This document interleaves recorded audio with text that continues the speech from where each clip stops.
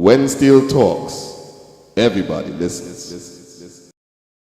This is When Steel Talks, and we are in the Panyard of Metro Steel Orchestra in Brooklyn, New York. Metro Steel Orchestra is returning to the New York Panorama scene after their last performance in 2002. This is 2011. The arranger of choice for this return is Ceon Gomez, well known on the Caribbean scene as a championship arranger. Welcome to When Steel Talks. It's the first time that we're actually having the chance to sit down with you face to face, Ceon. I mean, we've shared a lot with you with the global steel plant community via write-in interviews and also on the telephone, but it's good to sit down face to face. So welcome to the When Steel Talks community and on the global platform. Thanks for having me. Let's talk a little bit about your successes for 2011, which have been considerable thus far. You're fresh off the St. Vincent National Steel Band Panorama with a championship under your belt for Seion Hill Steel Orchestra. Congratulations on that. Thank you. You also have had Buccaneers in the medium category, third place out of Tobago in the Trinidad and Tobago National Panorama Championship, and second place with Maritone Steel Orchestra in the small steel orchestra category. But also we should mention that you have two championships under your belt with Maritone Steel Orchestra from 5 years, and there's a whole lot more that goes into Ceon. So we just want to revisit how Ceon Gomez came to be from the time you really got interested in music, the steel pan art form, your time at NIU, where you are today. All right. Basically, it all started at the school level. Well, my father still is, in the steel band arena, and he was actually, his name is Anthony Gomez. Okay. He was a member of Phase 2 band group. And just by him coming home, bringing a pan home, I would go on it, learn the tunes. He would teach me the tunes and stuff like that. And I started playing in school, at the primary level. I left primary school, went to secondary school, and started to learn to read and write, the theory of Everything music. connected with music, right? Right. I entered school junior steel band festival competitions as a soloist. In those days, it was highly competitive. Those days, and you had people like Arden, but so when you see those guys, Sean, Thomas, it's a lineup of formidable folks. Yeah. So I had my share of experience in terms of the competition level, competition junior level, When I left secondary school, the music teacher at my primary school asked me if I would like to come in and just teach the young ones, to play. And I was like, yeah, no problem. And that developed into a whole different arena, And as well, it showed you that there was indeed a career opportunity, a music path fully in the steel band art form, something that's not really afforded to a whole lot of people, even though they'd really like the opportunity. Right. So from teaching at that point? So at 17, 18 years old, every Friday, instead of going online somewhere, I was at the school teaching. And I started to really like the whole idea of arranging. And I went deeper and deeper into it. With the school, took them to the festival, the junior festival. Highly competitive, we must know. At their level, primary school level. And actually won the competition the first time around, won the second time around. Which school was this? It was Diamondville Government Primary. Okay. And my third year, I actually, that's when I got accepted to NIU. So I did the music and left, They came second that time. But that was the beginning of another phase of my life, at NIU. Went to NIU, I would never give up that experience for anything in the very formative. Yeah, it wasn't just about music, but it was a whole change of the way I think? thought of things, Business aspect, the professionalism. everything, and I must say, meeting Cliff Alexis, Leon Teague, it changed me, as a person in many different ways, and I'm really grateful to them, the people at NIU, like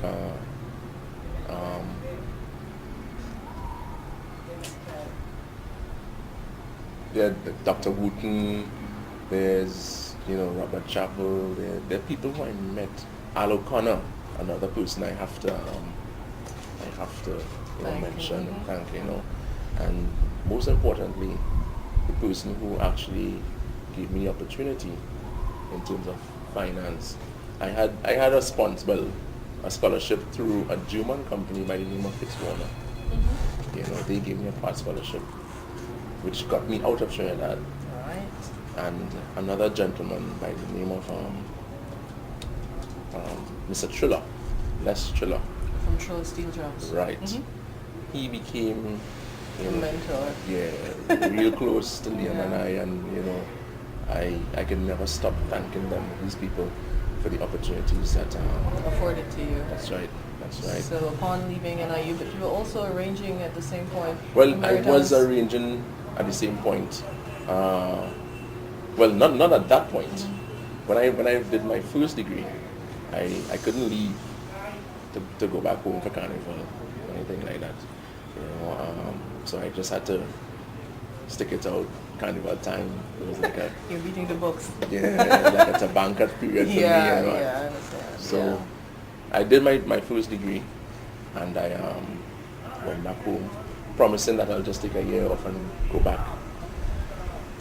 Well, that year turned into 5 years, and I traveled all over the world, doing workshops, performing, stuff like teaching, lectures, stuff like that. And Cliff was like, hey, you need to get back here and take care of business, educational business. That's right. And so I did go back and did my master's. During my master's, I was afforded the time to go back to Trinidad to do my arrangements. This is when I worked at Mary Tones. And first 2 years I worked for Mary Tones, they won. Excellent. Which was, a happy time for me because it was actually, a period I needed stepping stones, and all these things were stepping stones. In your growth process. In my growth process, right. During that period, it was, I was like the happiest person in life because I was doing everything I liked doing.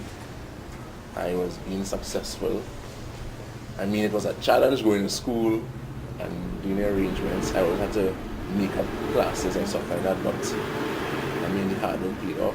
I graduated my master's and went back home, and now I'm at the University of Trinidad and Tobago, just trying to impart whatever little knowledge I may have acquired. So are you an educator at the University of Trinidad and Tobago? I am. Okay. I am. How did the arranging commitment with Mary Tones come about, very briefly? It was basically Kendall Lewis. He called me one day and he asked me if I would be interested in arranging for Mary Tones next year. Sure, yeah. I jumped it. It was an opportunity for me to start. I was getting into the conventional. Right, the conventional, because I was arranging for Scrunter's band group at the time. Single pan band. So it was another opportunity to get into the conventional. So I jumped at it.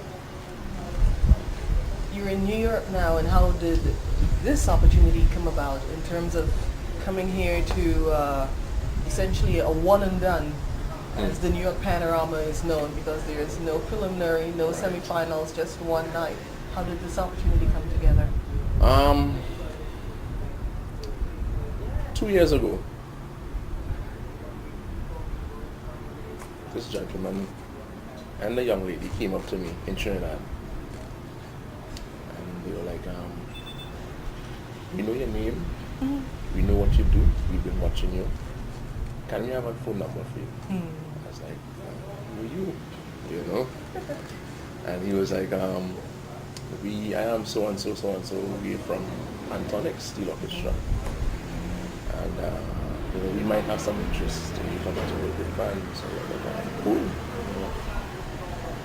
I did hear from them like a year later, and we were trying to make arrangements for me to come and work with Pantonics. It so happened that fell through. It didn't happen that way. And this year again, while I'm walking up the track with the Pillars, On the drag in Trinidad? yeah, on the job in Trinidad, he comes again and he's like, "We're ready for you this year, you know, but it may not be Pantonics, you know. We're going to start back Metro Steel Orchestra." So I was like, "Well, you know, You're available. yeah, I'm cool, you know. Just let me know what's up, you know, so I can schedule my stuff." And now So you're here. now I'm here. Tune of choice, Calling Me. Did you have any input into that? Well, my preference really wasn't Calling Me, seeing that I did it in Trinidad, you know. They liked it, you know, and I was kind of trying to get out of it because I did it already. I was trying to do something else, and they were real insistent that, you know, "Hey, we really like this tune." So we're here. So I was like, "You know what? No problem. Let's go to it." You know. So I started. I did the and chorus, and I sent it to them. And I think they did it. They put it down, and I came in afterward and just continued from there. You know. So How far along are you right now, considering we're just about 2 weeks away from the New York Panorama? right now we are into the second key. So we have some work, but we'll get there. What is different in terms of your arranging on the New York Panorama scene now that you're here and your experiences in Trinidad thus far that you've noticed?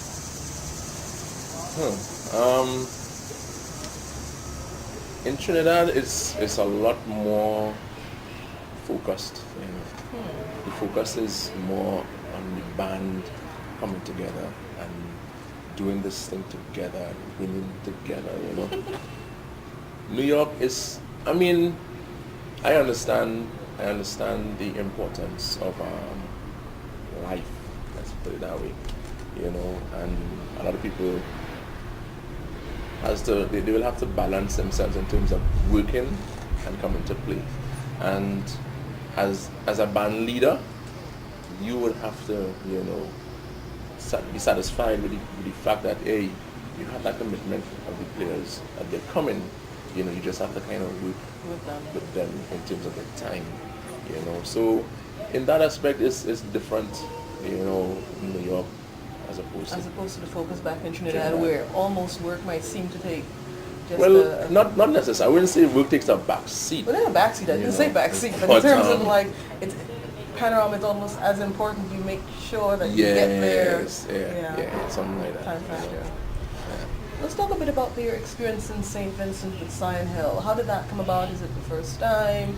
I mean, it's always interesting when arrangers go to different islands in the Caribbean and things work out. Well, actually, what happened was the organization in St. Vincent called the Pantron Bagel and asked Pantron Bagel for somebody to do a lecture series, a kind of workshop, right? And I was called to go to the workshop. I went and I did the workshop, and before leaving, the president of the association asked me if I would like to come and work with his band. So I was like, yeah, sure, why not? You know. And I went the first year, and I did me. without even, thinking and kind of observing the surroundings in terms of the competition itself, And we went and we delivered, We were placed second that year. Which year was that? That was 2009 or 2008. I placed second. And I went back home and thought to myself, I didn't even sit and observe the competition, the way things are done, And I would sit and reminisce and try to go through everything that we did, what I could have done better or different, The second year though, I took a keen eye and I kind of looked at my surroundings and, did the arrangement. And tailored to the suit. environment, yeah. And we won that year. That was 2009. We won 2010 and we won 2011. So essentially you have a three-peat under your belt with St. Vincent. Seion Hill. Well, congratulations. As I said, quite an impressive body of work. Music is all well and good, but I must say, the players, the band itself, they understood what they were up against And what they wanted and to what achieve. they wanted to achieve, and they worked towards that, And from 2008 to now, the band has definitely made a difference in terms of the way they would do things, in terms of their musicianship, how they approach rehearsals, stuff like that. It's big up to Seion Hill students. And it's quite a large band. It's a 95 to... No. It's like about 60. 60? Yeah. Okay. Relatively small. So what is the average size of the bands then? Well, the panorama there isn't that big, But I think Seion Hill was like one of the biggest bands, along with Starlift. And they came second, They right? came second. There's usually a little tug-of-war between those two bands. Well- Seion Hill and so, but you've been ruling the roost for the last 3 years of the band. Yeah. We've done our homework, You'll be back next year. God's be alive. willing.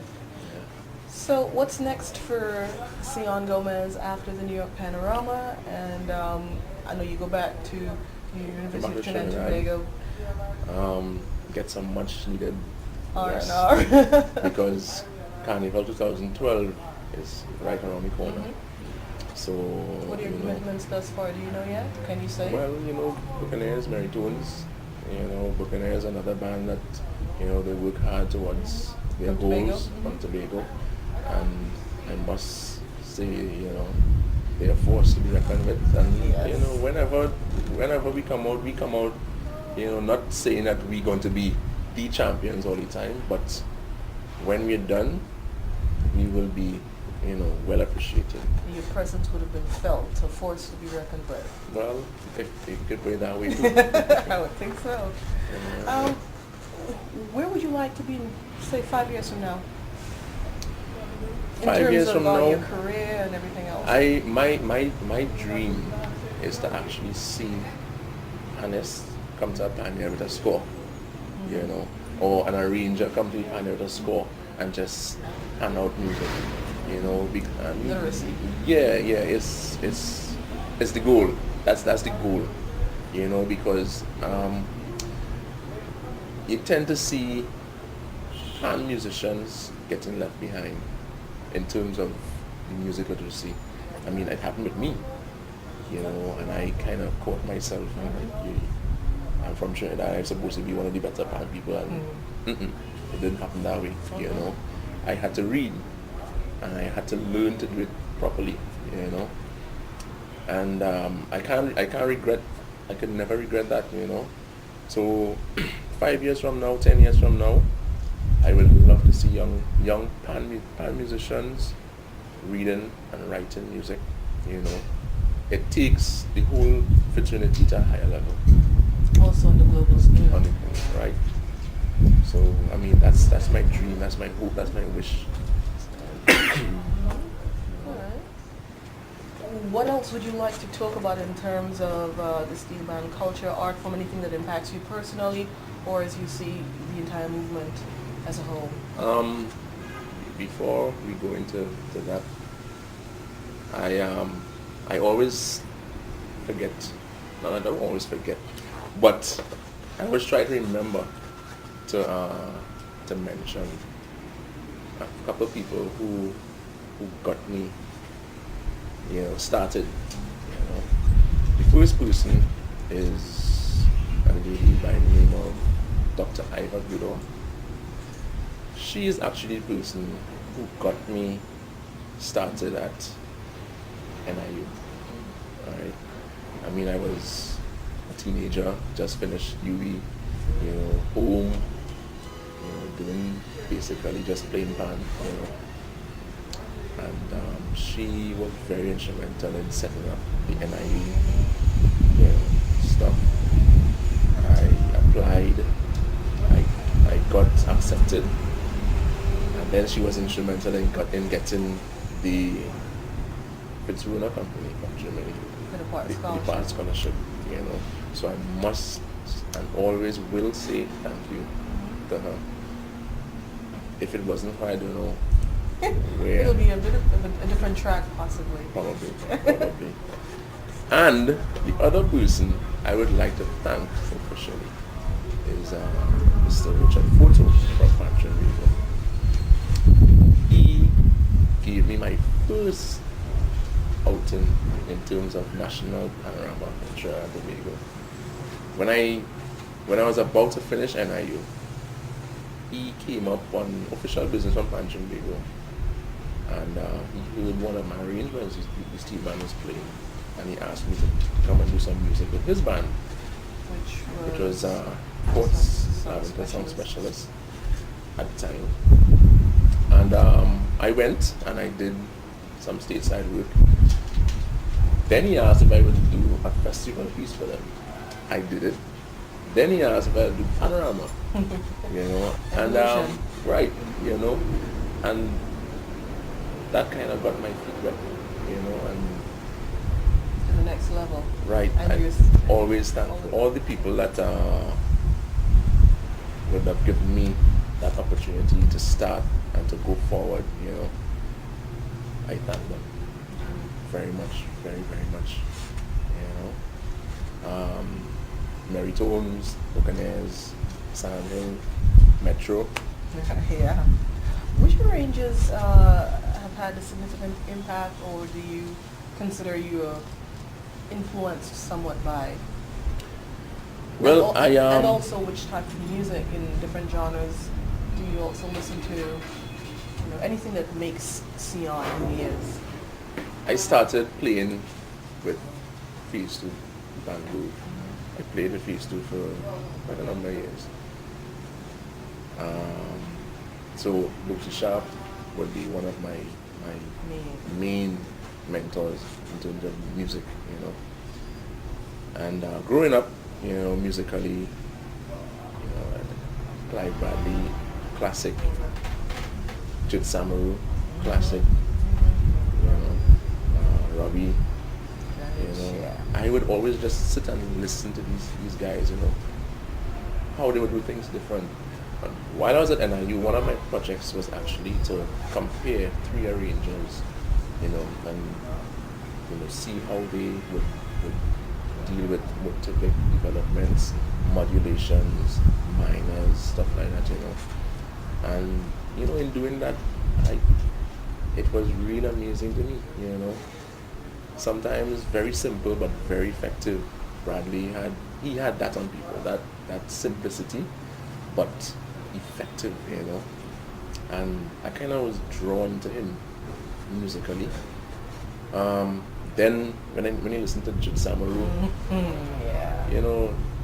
these guys in my book, these guys are geniuses or are geniuses, and we as a young crop coming up, we will always have to say thanks to them because they got us to this level, right? So we know to do the same, take it to a different level where somebody coming up will look to you guys, right? As well. So these guys were very important and instrumental in the process of the steel band arena, Right, so in terms of other genres of music, you know, what do you listen to, and you know, what impacts you? I got a real liking for jazz when I was at school, and then I must admit I never liked it. You know, to me it didn't make sense. But when I got the opportunity to actually sit and listen, analyze, And and with your learn, musical literacy, the Right. understanding, you know, I was just, you know, captivated. yeah. Jazz. Yeah. I mean, that is music, good music, you I know. hear that. And but from there, I love to listen to Latin, Afro-Cuban, you know, classical. Can't leave out the classical music, you know. Are you going for your doctorate at any time soon? Well, no, this is a very tricky answer because there are a couple of people who every time I know there's one gentleman every time he sees me, he's like, so when you're going to do your doctorate, like don't worry, now, man. So you know, so I was actually planning to go and get it done, you know. But, you know, it's something you have to kind of put in place. Yeah. Because I have kids and stuff, you know, so I have to make sure I know. Got exactly you. stuff. Understood. Well, Ceon, thank you very, very much. It's a good experience, a real pleasure sitting down and speaking to you, you know, in the flesh. It's always more illuminating when we can share with the global steel pan community actually on camera. We wish you nothing but the best. Of course, the best in the upcoming New York Panorama, and keep evolving. Thank you. Thanks for Thank you having me. very much. When Steel talks, everybody listens.